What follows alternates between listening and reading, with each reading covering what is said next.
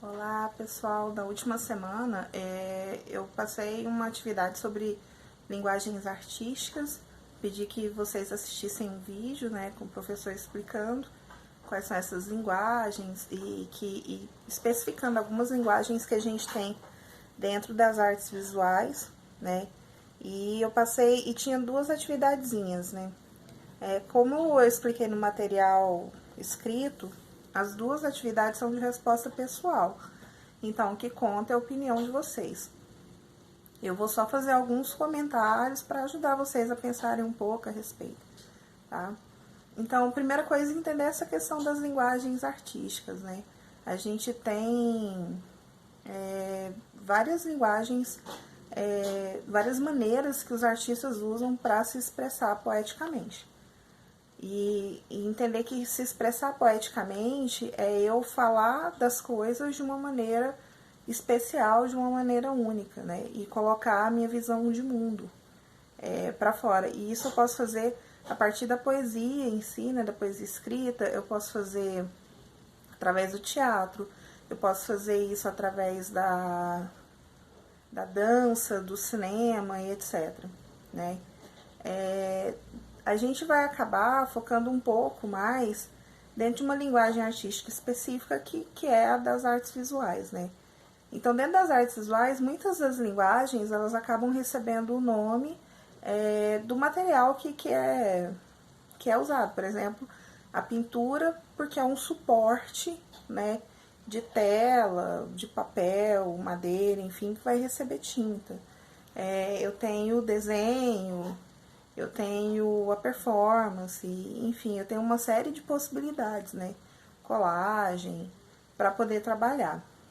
Então, pensando nessas coisas, a gente tem aqui no material de vocês, tinha alguns exemplos de artistas que trabalham diversas linguagens, né? Então, a gente tem lá o primeiro exemplo do Banksy, né? Depois a gente tem do grupo Mosaico Cultural, que já é um exemplo de teatro, Banksy de grafite, e da bailarina Ingrid Silva.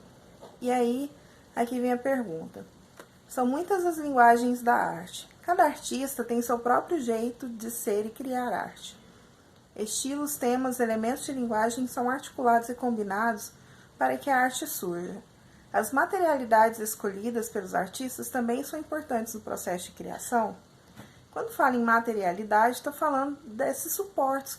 Quando eu digo suporte, é a forma que o artista escolheu para se expressar, né?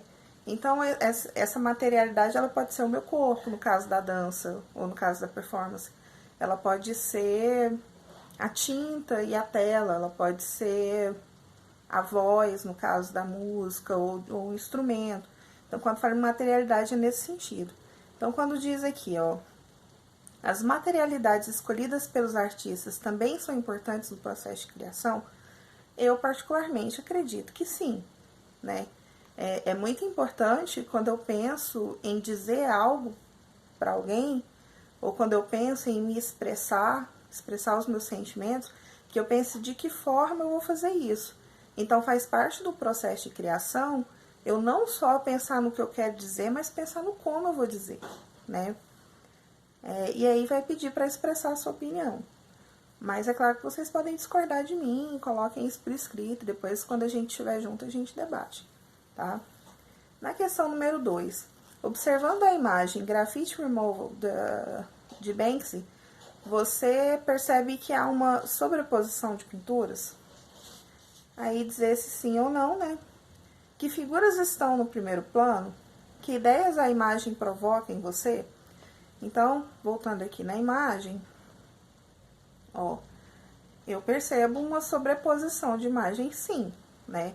A gente tem, então, vai perguntar o que está no primeiro plano, não é? Deixa eu ver aqui, só conferindo. Isso. O primeiro plano é aquilo que eu percebo que está mais à frente na figura. Por exemplo, se eu tenho uma casinha com uma montanha atrás, o meu primeiro plano vai ser a casinha. Meu segundo plano vai ser a montanha. Digamos que ainda tem um céu atrás dessas montanhas. Então, esse céu vai ser o meu terceiro plano. Aqui no caso, no primeiro plano, então, a gente tem um agente de limpeza pública, né, com a máquina, que parece que ele tá lavando a parede. E o que tem no segundo plano, o que tem por trás, né, vai ser uma reprodução de pinturas rupestres. Então, ele vai dizer que, no título lá tá, a arte não se apaga, propaga-se, né? Então, é uma crítica que o Banksy faz de como a arte, ela se sobrepõe, muitas vezes, e de como a sociedade moderna, às vezes, faz esse processo de apagamento, né? Apagamento do nosso passado. Outra leitura possível é o fato de que, se a gente for analisar, as pinturas nas cavernas, elas são os nossos primeiros grafites, né? Então, assim, tem uma crítica também nesse sentido. Então, que ideias a imagem provoca em você? Né? Pensar nessa figura, né, de um homem que está lavando ali, que está limpando uma pintura rupestre. E aí eu vou querer que vocês deem sua opinião a respeito disso, tá? Então, para essa semana, é só fazer a correção dessa atividade e fazer a atividade que eu propus, né, de movimento. Nessa atividade é bem simples de fazer, na verdade.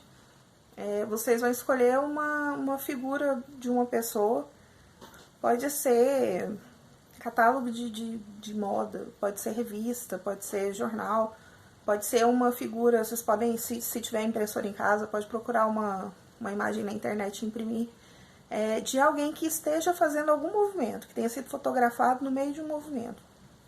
A partir dessa imagem, vocês vão usar ela como molde, né? Só a silhueta, ou seja, silhueta é só o contorno, como molde para fazer outras 4 de cores diferentes.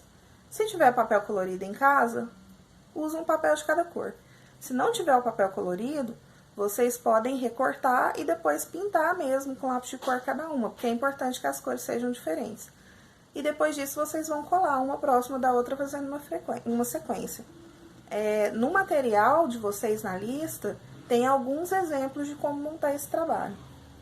Uma coisa que eu queria pedir é que vocês, se possível, que separem uma pastinha ou então um envelope, pode ser inclusive um envelope feito à mão, tá?